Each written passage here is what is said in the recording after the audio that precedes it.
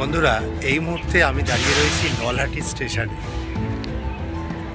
দেখতে পাচ্ছেন, এটা নলহাটি স্টেশন। আজকে আপনাদের আমি নিয়ে যাব গুহ্যকালী মায়ের মন্দির। একটু অপরিচিত, একটু অখ্যাত, তারাপীঠের মতো অত বিখ্যাত বা পপুলারিটি হয়নি। এই গুহ্যকালী মায়ের মন্দির একটু অদ্ভুত, তার আকৃতি, তার পুজো পাঠ, সেখানকার প্রাকৃতিক পরিবেশ, একটা ভৌতিক পরিবেশ, জঙ্গলের মধ্যে সন্ধ্যের পরে যেখানে জনপ্রাণী থাকে না, শিয়াল সাপ এসব ঘুরে বেড়ায়, একটা ভৌতিক পরিবেশ। সেই মন্দির প্রাঙ্গণে আজকে আপনাদের নিয়ে যাব, দেখাবো মায়ের মূর্তি। আমি কিভাবে আসবেন, কোথা থেকে কিভাবে আসবেন সব আমি পরে বলে দিচ্ছি। এখন এইটুকখানি আমি বলে রাখি যে নলহাটি স্টেশনে নামতে হবে। নলহাটি স্টেশনের বাইরে গিয়ে টোটো করে আপনারা যেতে পারেন। বাসে পড়ে গেলে, যদি মনে করেন যে বাসে করে যাবেন, তাহলে কালিকাপুর, আকালিপুর, ভদ্রপুর বললে বাসে করে আপনাদের নামিয়ে দেবে এবং সেখান থেকে টোটো করে যেতে হবে। তবে বেস্ট হয় যে স্টেশন থেকে টোটো বুক করে নিয়ে যাওয়া, 200 টাকা নেবে আপ ডাউন। এবং যদি গাড়ি করে কেউ আসেন, 4 হুইলার বা 2 হুইলার নিয়ে, তাহলে দুর্গাপুর হাইওয়ে ধরে যদি কলকাতা থেকে আসেন, বর্ধমান থেকে আপনাদের তারাপীঠ রোড ধরতে হবে, বোলপুর ঘুষকরা তারাপীঠ রোড, সেখান থেকে নলহাটি। আসুন, আজকের গন্তব্যে আমরাও যাই, দেখি সেখানকার গুহ্যকালী মায়ের মন্দির।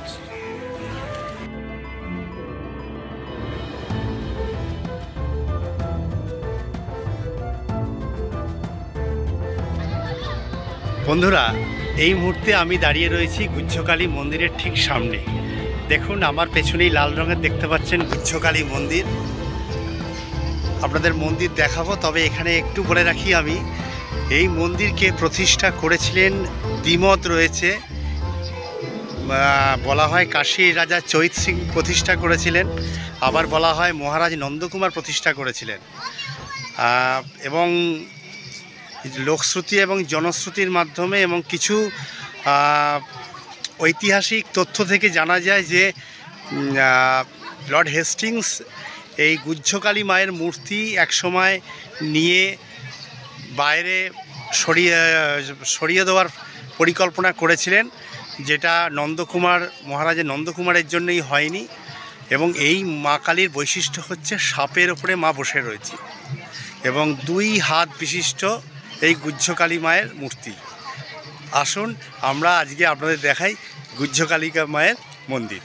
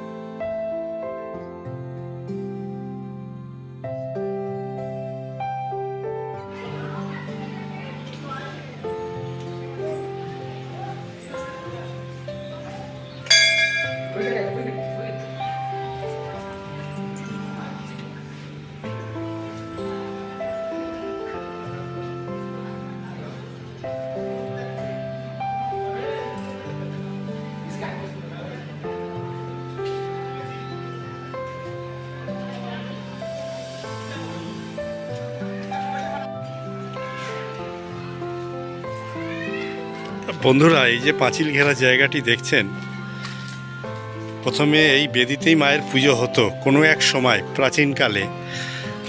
মায়ের এখানে মন্দির প্রতিষ্ঠা এবং মায়ের মূর্তি বা বিগ্রহ প্রতিষ্ঠার পেছনে যে ঐতিহাসিক কাহিনী রয়েছে তা আপনাদের আমি অবশ্যই শোনাবো। কিন্তু এই মুহূর্তে আমি দাঁড়িয়ে রয়েছি মন্দিরের ঠিক উপকণ্ঠেই, ব্রাহ্মণী নদীর তীরে।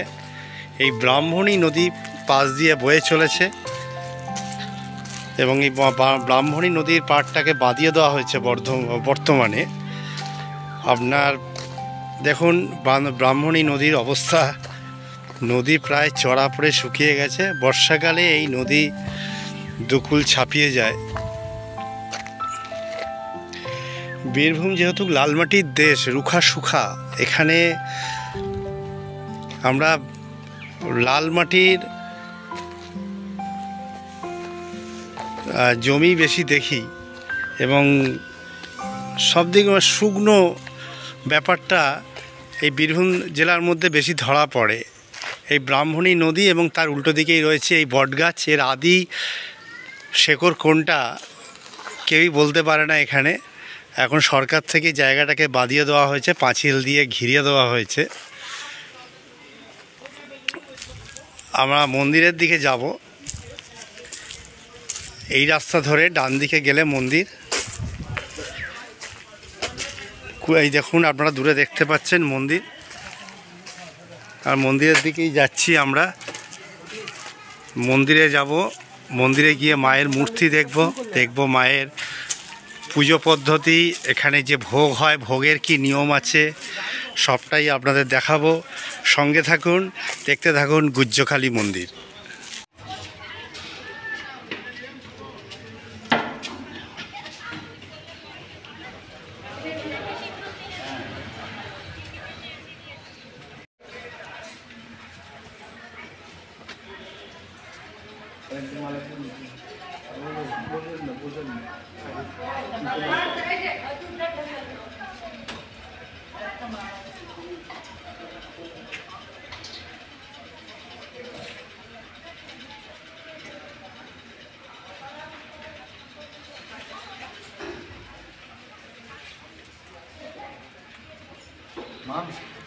দক্ষিণ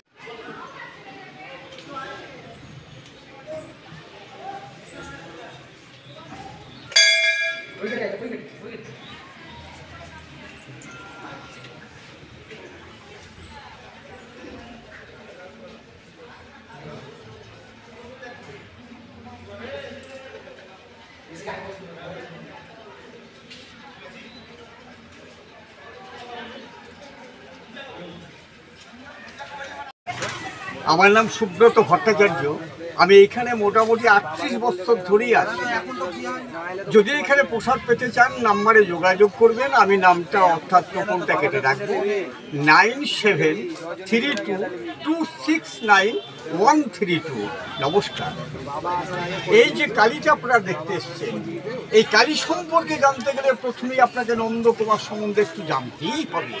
হয়তো আপনি প্রশ্ন রাখতেই পারেন, ভাই কি এমন মহাদয় যে নন্দকুমারের নামটা তোমার কাছ থেকে শুনতে হবে? কারণ একটাই, ওই নন্দকুমারের ছেলে বুলদাস রয় 1772 বাংলা 1178 11ই মাঘ, আজ থেকে 252 বছর আগে এই মায়ের প্রতিষ্ঠা করেন। তাহলে কোন নন্দকুমার? সেই নন্দকুমার যে নন্দকুমারকে ভারতবর্ষের বুকে প্রথম ফাঁসি দেওয়া হয় 1775 খ্রিস্টাব্দে 5ই আগস্ট কলকাতার হেস্টিংসে। তখন কিন্তু কলকাতা এতটুকু, সুতানাটি, গোবিন্দপুর আর কলকাতা 3টে গ্রাম, মাত্র 10,000 লোক। কলকাতার অধিকাংশই অধিবাসী। ওই অন্যায়ভাবে ফাঁসি দেওয়ার জন্যে ব্রিটিশ সরকারকে ধিক্কার দিয়েছিলেন। অনেকে বা গঙ্গা জলে স্নান করে বাড়ি ছেড়ে পালিয়ে গেছেন। প্রমাণ উত্তর পাড়ার সেনবাড়িটা আজও কিন্তু সিল করা আছে। আর এই যে কালীটা আমরা দেখতে এসছি গো, এটা তো ভুই ফুরে আপনার এখানে গজিয়ে উঠিনি। এই কালীটাকে নিয়ে আসা হয়েছিল। প্রসঙ্গে আবার মতানৈক্য আছে। এক পক্ষের মতে বলে এই কালীটা ছিল মাগধরার জরাসন্ধর কালী, যেটা অশোক বা বিম্বিসারের আমলের কালী বিহারের। বিহার কিন্তু পুরনো স্টেট।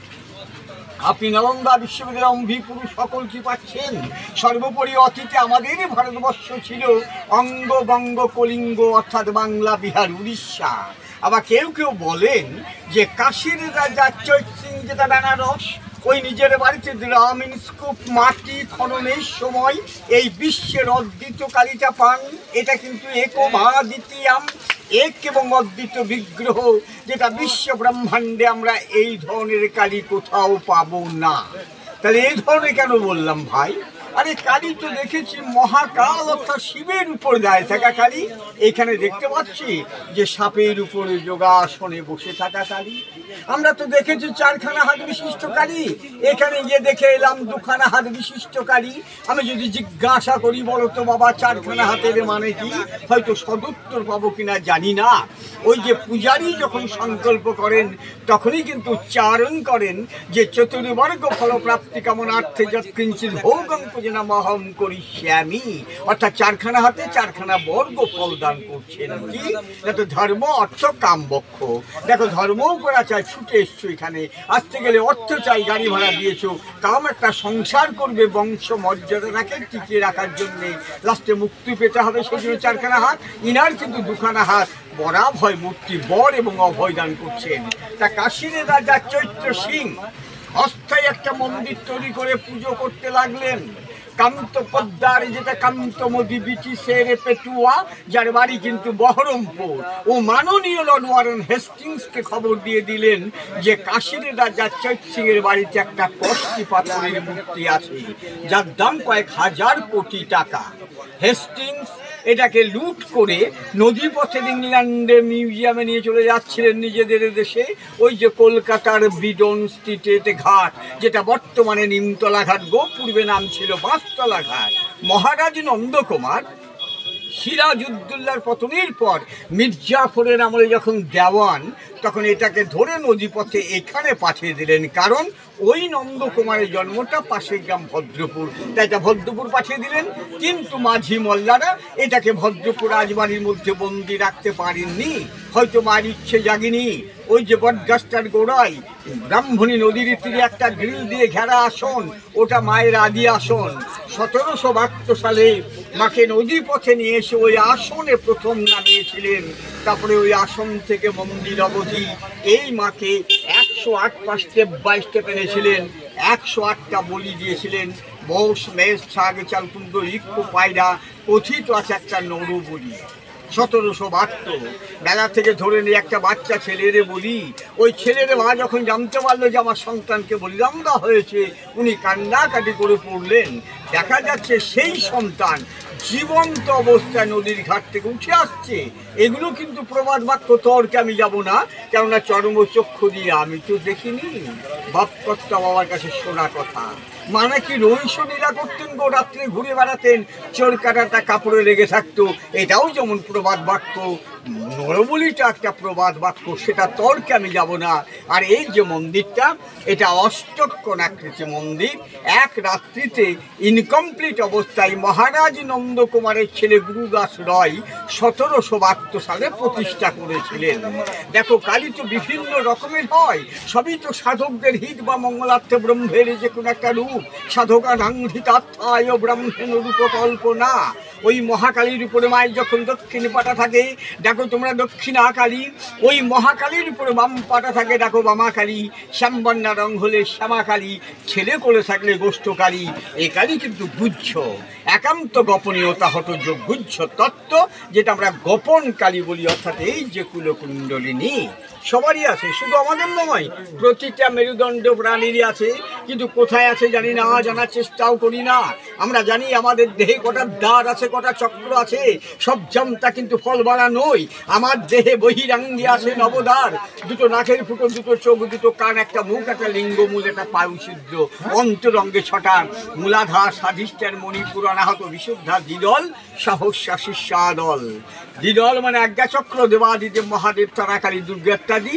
আর ওই যে বাবা কুলকুণ্ডলিনী মূলাধার, 4খানা পদ্মের পাপড়ি, বাস করছেন ব্রহ্মা, বিষ্ণু, সরস্বতী। মা প্রসবিনী, সন্তান বৎসলা, সেটা কিন্তু প্রমাণ করাচ্ছেন ওই কাম দিয়ে সন্তান প্রসব করি। আমরা আর কি দেখব, না গো যজ্ঞ পবিতাঙ্গে, না গো শয্যা ঋষি ঋষি, শয্যা বিছানা বাগলিকার, সাপের উপবিত পইতে, সেটাও কিন্তু সাপেরই পইতে। অনন্তনাথ এবং তার রাজ সাপেদের যে রাজা, মায়েরা যেটা শাখা বা টিভি পড়েন, 2 হাতে সাপের বলয়, 51টা বীজ হচ্ছে মন্ডমালা, বনমালা মহোদরীম, বনের যে কোনো মালা মায়ের প্রিয়, তাই আস্তে আস্তে ঊর্ধ্বমুখী হয়ে ওই মাথে কেটেছিলেন। সেই দাঁত দিয়ে কিন্তু মহাভারত লেখা হয়েছিল। তাই বলছেন একদন্তাং মহাকায়ং লম্ব উদরম, লম্বা উদর মানে পেট, গজাননম, গজ শব্দের অর্থ হচ্ছে হাতি, আনন মানে মুখ, বিঘ্ন নাশকারং দেবম হেরম্বম প্রণম্বহম। সেই মূলাধার থেকে দু আঙুল উপরে স্বাধিষ্ঠান জলাধার, যেখানে বাস করছেন স্বয়ংভূলিঙ্গম, তার দু আঙুল নিচে আছে জনিপদ্ম বা পদ্মকমল, ওই জায়গাটি কুলকুণ্ডলিনী। কেচর মতো আড়াইটি পাত্তার জাস্ত পুচ্ছ মুখে, বাম সাইড ডাইডা, দক্ষিণ সাইডটা পিঙ্গলা, মিডিলটা সুষমা, সেই ছিদ্রটাকে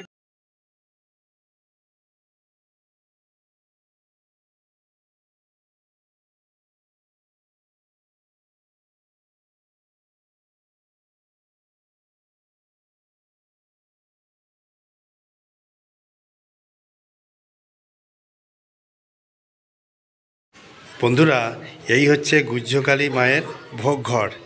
এ দেখছেন রান্নার ঠাকুরমশাই এখানে রয়েছেন। ভোগের মধ্যে কি কি উপকরণ থাকে এবং ভোগের কি মূল্য আমরা সবটাই ওনার মুখ থেকে শুনে নেব। আসুন। আমার নাম হচ্ছে অপূর্ব ভট্টাচার্য। আমি এখানে ভোগ রান্না করি।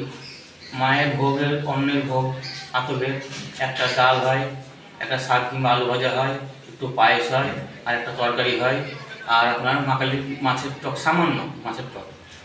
এই মাছ দেওয়াটা মাকে রেগুলারের নিয়ম? রেগুলার। আচ্ছা, আমিষ ভোগ দেওয়া হয়। এই ভোগের মূল্য কত? 70 টাকা। 70 টাকা করে প্রতিদিন ভোগ হয়? প্রত্যেকদিন ভোগ হয়, প্রতিদিন সন্ধ্যা আরতি হয়, প্রতিদিন পুজো হয়। এই ভোগ কি আপনার আজকে হয়ে গেছে? হ্যাঁ, আমার ভোগ রান্না আজকে হয়ে গেছে। সে ভোগ কোথায় সাজানো রয়েছে? এইখানে আসুন। দেখুন বন্ধুরা, এই হচ্ছে মায়ের অন্নভোগ। ভোগ মায়ের সাজানো হয়ে গেছে। এই 12টার সময় ভোগ দেওয়া হবে নাকি? বন্ধুরা, এই গুহ্যকালী মায়ের মন্দির কিভাবে আসবেন আপনাদের আমি রুট বলে দিচ্ছি। হাওড়া থেকে যে কোনো ট্রেন হবে না,